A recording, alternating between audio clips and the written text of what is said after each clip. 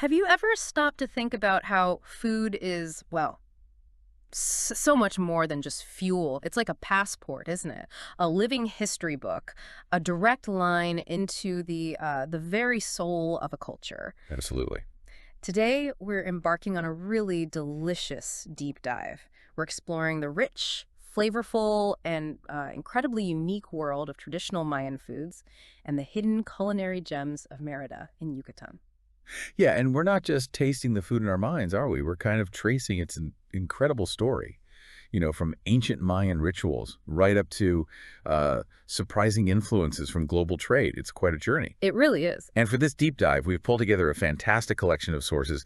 They detail everything from like ancient cooking methods that are still really vibrant today Yeah. to those beloved street eats that, locals just swear by. All right. So our mission for you is to really uncover the most important nuggets of knowledge here, give you a shortcut to feeling, well, truly informed about Merida's unique food scene.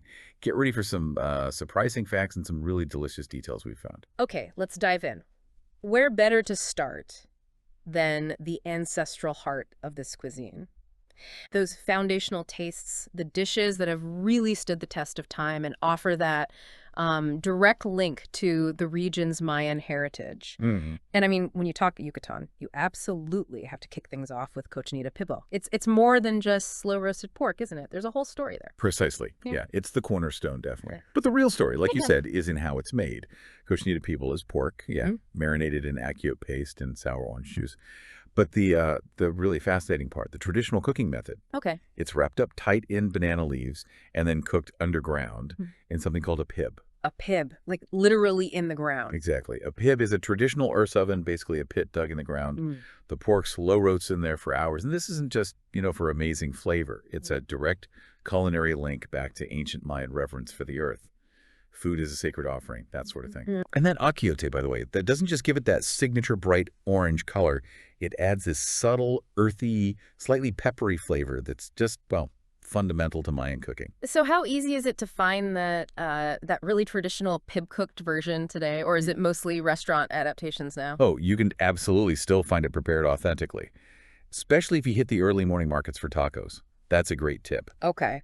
But places like La Chaya Maya or Manjar Blanco, they also do really excellent versions. It's served pretty simply, usually with those vibrant pickled red onions, fresh corn tortillas, and always a little bowl of spicy habanero salsa on the side. Right, the habanero. Yeah. We'll come back to that heat later, I bet.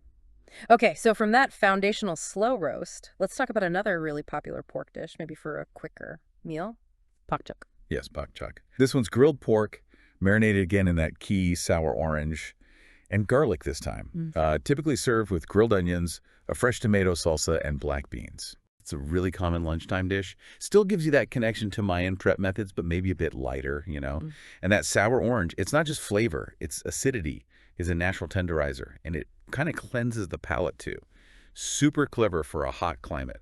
Makes sense. Now, for something even lighter, maybe, but still really flavorful, sopa de lima. Ah, yes.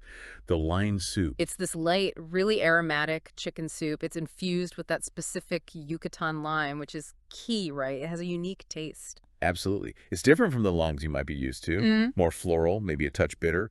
The soup has shredded chicken, those crispy fried tortilla strips, just some mild spices. It sounds comforting. It is. It's incredibly comforting, but also refreshing. Yeah. Especially, when the evening starts to cool down a bit. Yeah. Sopa de Lima really shows how the climate shaped the food. That bright, aromatic broth lifted by the Yucatecan lime.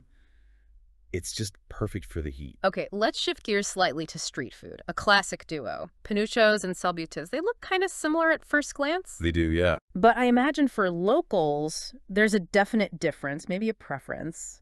What's the key distinction we should know? That's a great question. And yeah, it's all about the tortilla.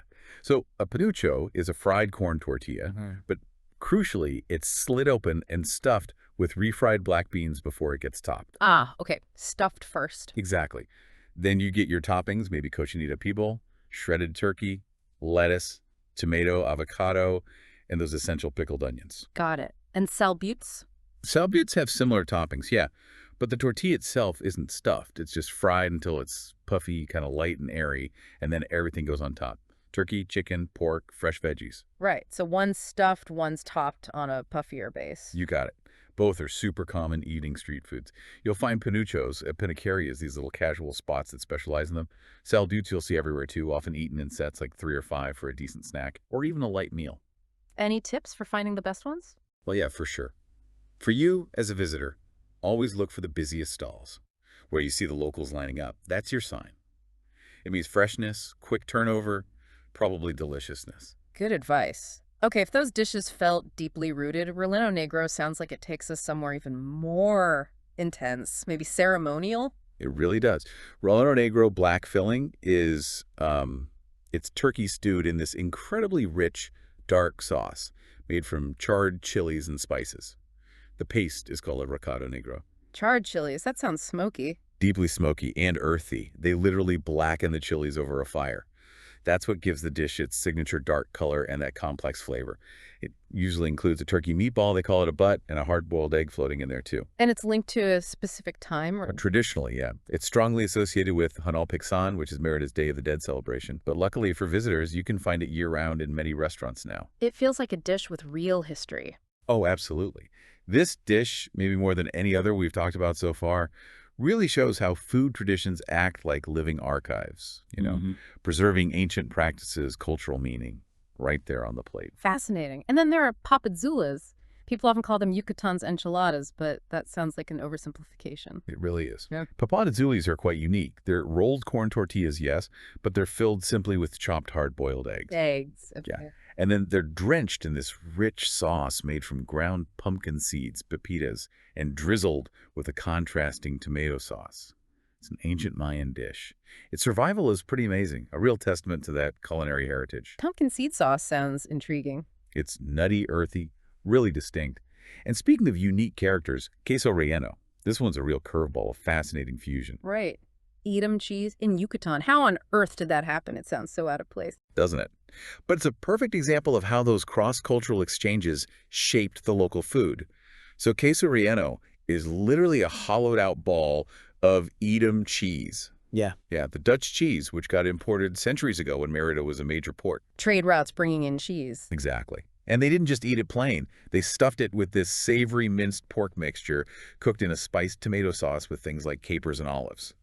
Then the whole thing is steamed until the cheese gets soft and melty. Wow, that sounds intense, rich. It is. It's this incredible blend of European keys and Mayan-inspired spiced filling.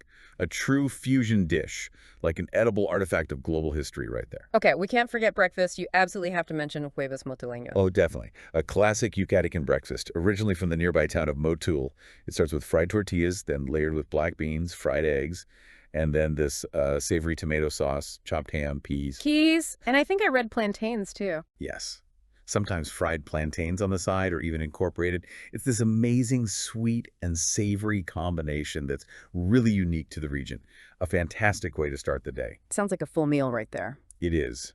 And just to round out this section of core traditional dishes, let's quickly mention escabeche oriental. Right. This one's chicken, isn't it? Chicken that's marinated and then cooked in a broth flavored with sour orange, black pepper, cloves, and onions. It's served simply, often with rice or tortillas. It sounds light, but it's actually intensely flavored. So those are like the foundational pillars, the real backbone of Mérida's traditional cuisine. Incredible stuff. Absolutely. But the story definitely doesn't end there, right?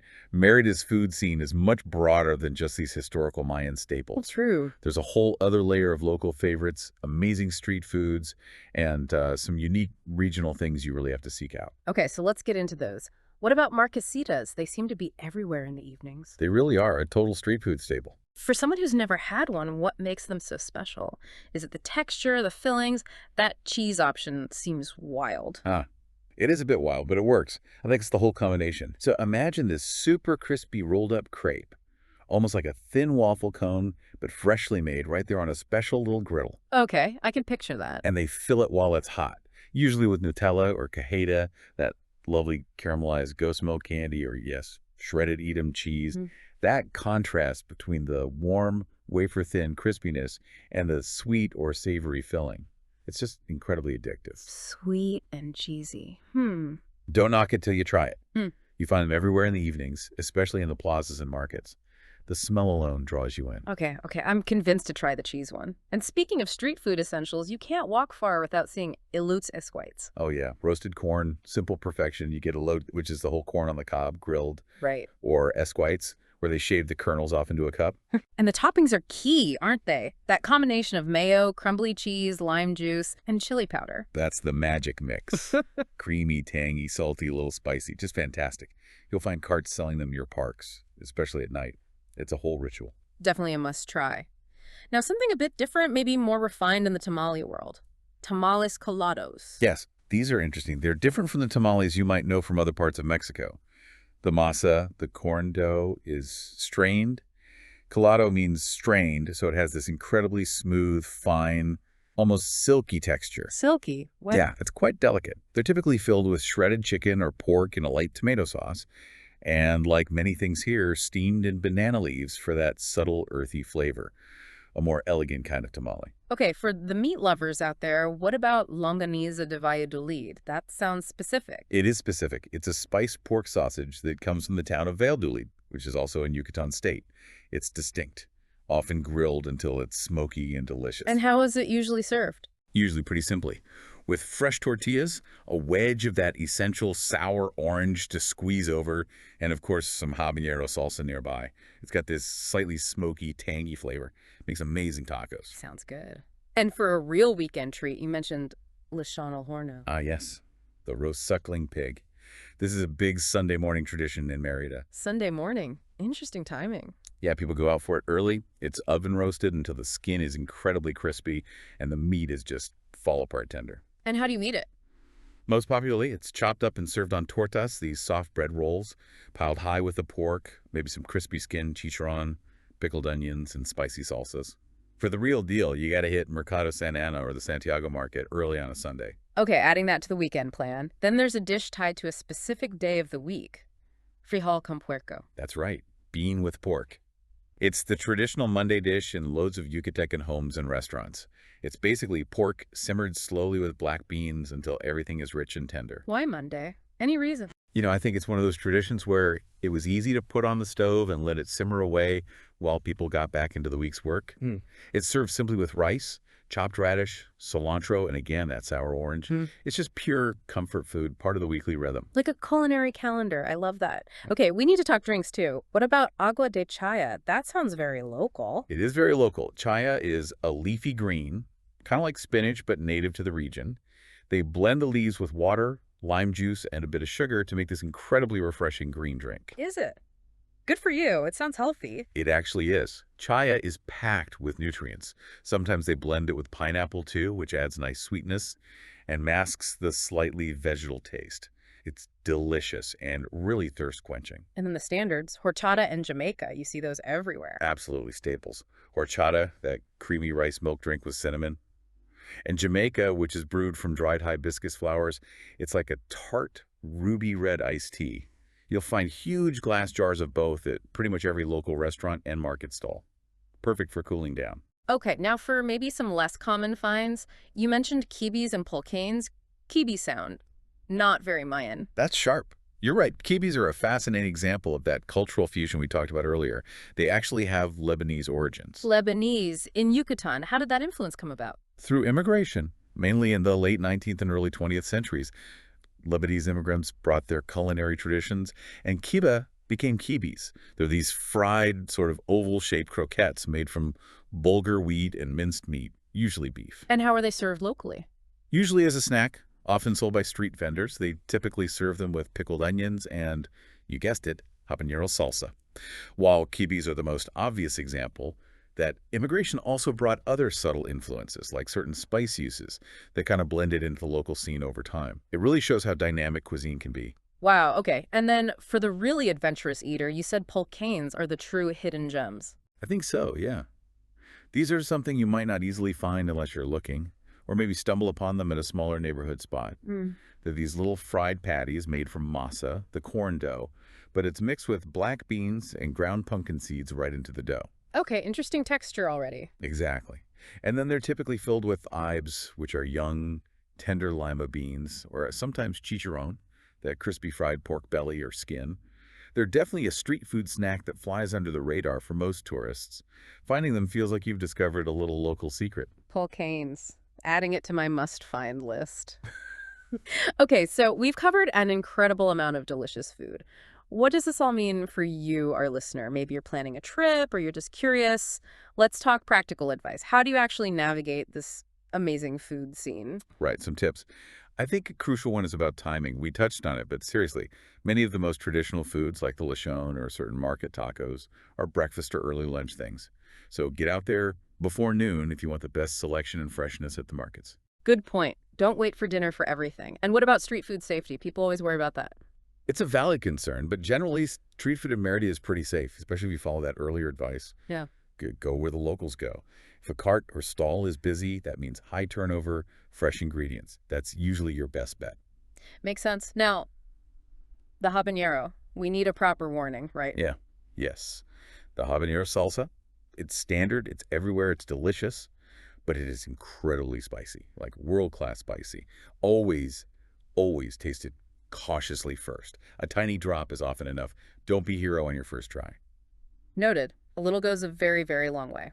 Where should people look for the most authentic, maybe affordable experiences? You mentioned panokerias earlier. Yeah, definitely seek out panakerias for those specific snacks like panuchas and salbutes. And also look for cenadorias. These are typically small, family-run evening eateries, often open only for dinner, serving really traditional home-style Yucatecan food at great prices. That's where you get the real flavor. Cenadorias. Got it. And the drinks. Those aguas frescas look amazing, but are they safe? Generally, yes. Yeah. Drinks like agua de chaya, horchata, Jamaica, they're usually made with purified water in reputable restaurants and busy market stalls. They're super refreshing and a big part of the experience, so don't be afraid to try them. Okay, great. Ultimately, what's so cool about exploring the food in Mérida is that it's not just about eating. It's a real cultural immersion, isn't it? Totally. You're connecting directly with centuries of tradition, understanding how the climate, the history, the trade routes, the Mayan heritage, how it all comes together on your plate. Yeah, we've covered so much. From that ancient pib-cooked cochinita pibil echoing Mayan rituals to the surprise of Dutch cheese meeting local spices in queso relleno, all the way to those hidden street snacks like pulcanes that, maybe only locals really know about. The variety is just incredible. It really reinforces that idea, doesn't it? That understanding a place's food is understanding its history, its people, its daily life. These food traditions in Mérida, they really are like living archives. They preserve ancient practices, they tell stories of cultural exchange, and they pass it all down through generations. It really makes you think, doesn't it? What other cultures have food that tells such a rich, evolving story like this? And maybe even, what does your own favorite dish tell you about its origins, about the journey it took to get to your plate? Definitely something to chew on.